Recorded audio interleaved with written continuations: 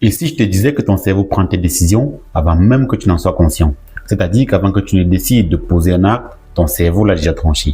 Par exemple, as-tu réellement décidé de regarder cette vidéo? Je ne pense pas. Et c'est justement ce que je m'apprête à te prouver. Donc, accroche-toi bien parce que tu vas être surpris. Depuis des siècles, philosophes et scientifiques débattent sur la notion du libre arbitre. L'idée que nous sommes maîtres de nos choix est profondément ancrée dans notre vision du monde. On aime croire qu'on contrôle notre destinée, mais la science moderne et notamment les neurosciences ont découvert quelque chose d'absolument troublant.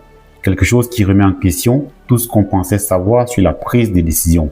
Et après avoir vu ça, crois-moi, tu ne verras plus jamais tes décisions de la même manière. En 1983, le neuroscientifique Benjamin Libet, vous allez voir sa tête quelque part par ici, a mené une expérience qui a littéralement fait trembler les fondations de la science cognitive. Son objectif était d'explorer un aspect fondamental du comportement humain, c'est-à-dire comment et quand nous prenons réellement nos décisions. C'est une question qui a tourmenté les philosophes depuis des siècles et qui, jusqu'à cette expérience, restait sans réponse claire. Libet voulait savoir si le moment où nous croyons avoir fait un choix était vraiment le moment où notre cerveau décidait d'agir. Alors, pour ce faire, il a conçu une expérience qui, à première vue, semblait anodine, mais c'était sans savoir que cette expérience allait défier tout ce que nous pensions savoir sur le processus décisionnel. Durant l'expérience, les volontaires devaient accomplir une tâche simple et bien précise. La tâche consistait à bouger n'importe quel doigt à n'importe quel moment de leur choix. Ce geste qui semblait plutôt trivial allait se transformer en un véritable défi pour notre compréhension du libre arbitre. Avant d'agir, les participants devaient enregistrer exactement l'instant où ils décidaient de faire ce mouvement, comme s'ils étaient responsables de ce geste à chaque seconde. Jusque-là, tout semblait normal. Mais là où les choses ont pris une tournure vraiment surprenante, c'était dans l'analyse des résultats des données cérébrales. Ce qui a stupéfié le scientifique et son équipe, c'est que l'activité cérébrale liée au mouvement qu'on appelle le potentiel de préparation a été détectée jusqu'à 500 millisecondes avant même que les participants ne soient conscients d'avoir pris la décision de bouger le doigt. Donc, autrement dit, avant même que les participants ne décident de mener l'action, le cerveau avait déjà commencé à initier le processus. Ceci veut donc dire que notre cerveau sait déjà ce que nous allons faire avant même qu'on ne se rende compte de ce choix. Donc, en gros, si nous comprenons bien, c'est que notre sentiment de contrôle n'est qu'une illusion. Dites-moi dans les commentaires ce que vous pensez de tout ça. Ce résultat est d'autant plus déroutant quand on pense à la manière dont nous prenons habituellement nos décisions. On a tendance à croire que notre conscience est au centre de tout, que c'est nous qui décidons et que c'est nous qui agissons. Mais, selon cette expérience, le cortex moteur, c'est-à-dire la région du cerveau qui est responsable de l'action, semble travailler en coulisses bien avant que notre esprit n'ait conscience de ce qu'il va faire. En d'autres termes, notre cerveau prépare le terrain bien avant que nous n'ayons l'illusion d'agir. Imagine cela comme un film où le réalisateur a déjà écrit le script et où tu crois improviser tes répliques, mais en réalité, tout est déjà prévu. Le scénario, c'est ton cerveau qui l'a rédigé à ton insu. Il prépare le mouvement avant même que tu ne te sentes prêt à agir. Et ça, c'est très intéressant. J'aime bien cette partie. Et si on y réfléchit un instant, cela soulève une question philosophique profonde. Sommes-nous réellement maîtres de nos décisions ou sommes-nous tout simplement les acteurs d'une pièce déjà écrite? Je vous pose la question et dites-le moi dans les commentaires. Allez, on va tester quelque chose ensemble. Une expérience super simple, mais qui va te retourner le cerveau. Regarde bien l'écran, les chiffres vont apparaître très rapidement. Ne réfléchis pas trop, choisis-en un instinctivement. Et par la suite, tu me diras dans les commentaires pourquoi est-ce que tu as choisi ce chiffre-là. Dès que tu es prêt, on y va. Allez, 1, 2. Alors, pourquoi est-ce que tu as choisi ce chiffre? Tu crois l'avoir choisi en pleine conscience, n'est-ce pas? Mais des études ont démontré que c'est ton cerveau qui a pris ces décisions avant même que tu ne sois conscient de l'avoir fait. Des expériences en neurosciences ont révélé qu'on pouvait prédire ton choix avec un niveau de précision qui pouvait atteindre les 80% en observant tout simplement ton activité cérébrale quelques millisecondes avant que tu ne sois conscient de ta décision. C'est un phénomène fascinant où la science démasque l'illusion du libre arbitre. Ces études montrent que ton esprit n'est pas le seul à être responsable de tes actions. Il y a donc une interaction complexe entre ton inconscient et ton cerveau qui influence subtilement ton processus décisionnel avant même que tu n'en sois pleinement conscient. Cela remet en question l'idée même de contrôle sur nos actions. Peut-être que ce n'est pas nous qui décidons, mais plutôt que nous sommes influencés par des facteurs que nous ne maîtrisons pas. Mais ce n'est pas tout.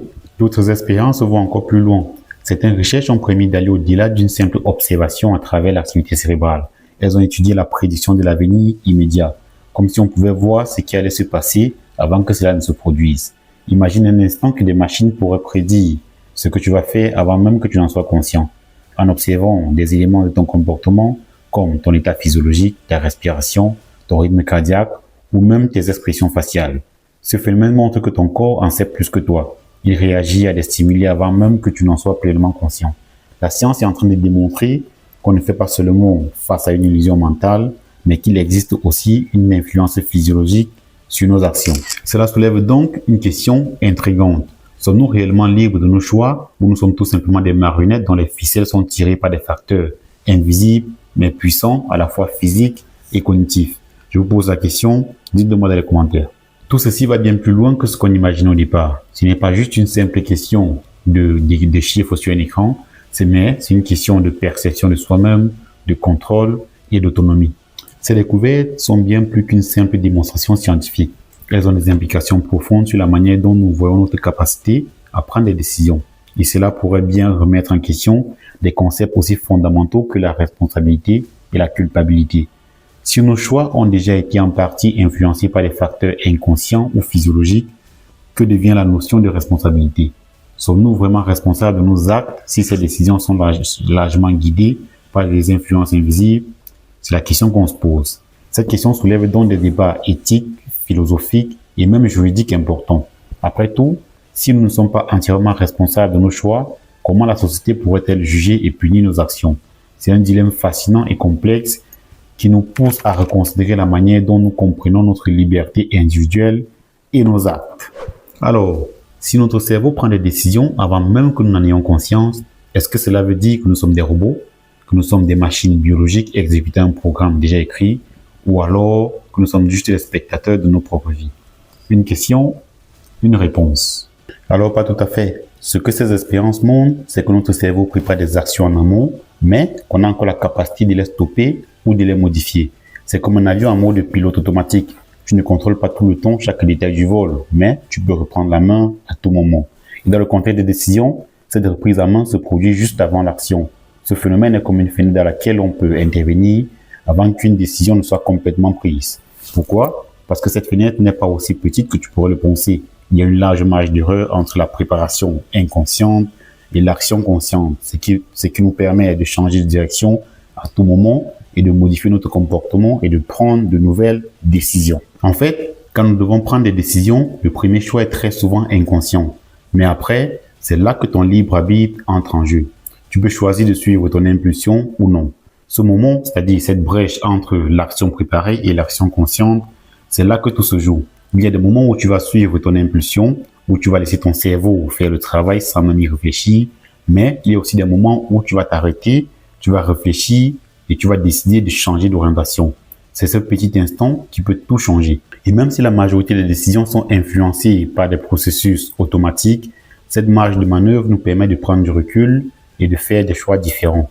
Cela nous donne l'opportunité de réfléchir sur nos actions, de nous demander si ce que nous faisons correspond vraiment à nos valeurs ou à nos objectifs. Si nous décidons de ne pas suivre l'impulsion du cerveau, nous faisons un choix conscient de changer de direction.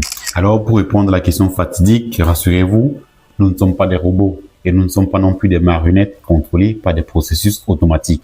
Mais nous pouvons dire que nous avons des processus automatiques qui préparent nos actions. Et ces processus automatiques ne sont pas là pour nous dicter ce que nous devons faire, non, mais plutôt pour nous aider à prendre des décisions rapidement et efficacement dans les situations complexes de la vie de tous les jours. Cela dit, cette automatisation ne doit pas occulter le fait que nous avons la capacité de remettre en question ces processus. Notre libre arbitre, c'est notre capacité à décider activement si nous suivons la voie tracée par notre cerveau ou si nous décidons de changer de direction. Nous sommes capables de contrôler nos actions en fonction de nos valeurs, de notre expérience et de notre capacité à réfléchir sur nos choix. C'est dans cette combinaison entre automatisme et réflexion consciente qui fait de nous des humains que nous sommes. Alors, maintenant que tu sais tout ça, une dernière question se pose. Crois-tu encore au libre arbitre ou penses-tu que nos décisions sont déjà écrites par notre cerveau? J'attends ta réponse dans les commentaires. Et si la vidéo t'a plu ou encore si elle t'a retenu le cerveau, tu sais ce qu'il faut faire, tu connais la chanson. Like, stream, télécharge et partage. Et surtout, abonne-toi.